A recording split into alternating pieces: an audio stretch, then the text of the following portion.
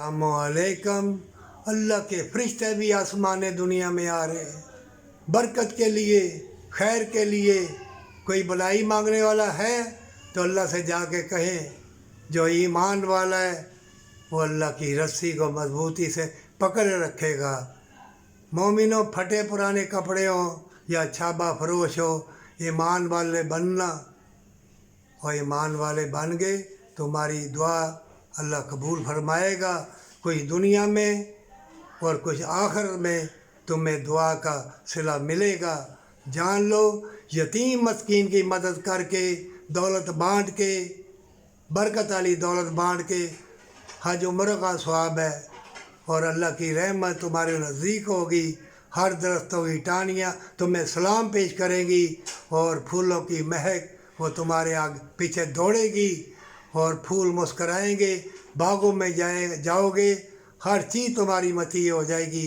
मोहब्बत प्यार में जो सुरूर व करार है, जो गरीब यतीम की मदद करने में सुरूर व करार है, हज उम्रों से भी बढ़ के सवाब है।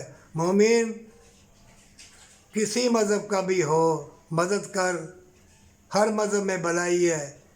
अल्लाह ने इंसान दुनिया में भेजे हैं भलाई के लिए। और मुसलमान ईमान वाला है, वो भलाई का दर्स देगा। फतवे ना लगाओ, एक दूसरे के मारदार ना करो, डायम नहीं बनाए, अपने मुल्क को नहीं संवारा, बेहयाई आम है। बाहर के मुल्क बंगले कोठियाँ बना ली, यतीमों मस्कीनों की दौलत लूट ली। मौत आएगी, चाहे किसी मज़हब का हो। अरे चाहे बादशाह बन जाओ, हीरे जवाहरात के महल बन जाए, शहजाद का क्या हाल हुआ? सारे हीरे जवाहरात के महल डूब गए। अल्लाह की ज़मीन में क्या क्या ख़जाने हैं और कहाँ कहाँ उसकी हिकमतें हैं, बरकतें हैं। अल्लाह के लश्करों को तुम क्या जानो। अल्लाह वाले बनोगे, अपना तौबा के साथ अल्लाह के सुपुर्द करोगे। अल्लाह तुम्हारे लिए इल्म के, हिकमत के, बरकत के, टेक्नोलॉजी के दरवाज़े खोल देगा और फतह तुम्हारी होगी। किसकी? जो अल्लाह की राह में जान देते हैं। चलते चलते मार दिए जाएं या मर जाए, शहीद कहलाएंगे। दौलत बांटने से, गरीबों यतीमों मस्कीनों को देने से, मदद करने से जन्नत में महल बनेगा और दुनिया में भी तंदुरुस्त रहोगे।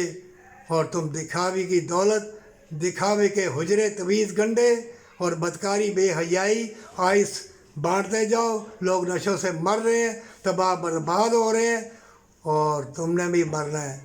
तुम दुनिया में ऐश करने के लिए नहीं आए, कोठी बंगले गाड़ियाँ सोने के महल बनाने नहीं आए। तुम दुनिया में आए हो एक दूसरे की मदद करो और माँ बाप से प्यार करो, जन्नत के लिए, पर सच्ची तौबा के साथ।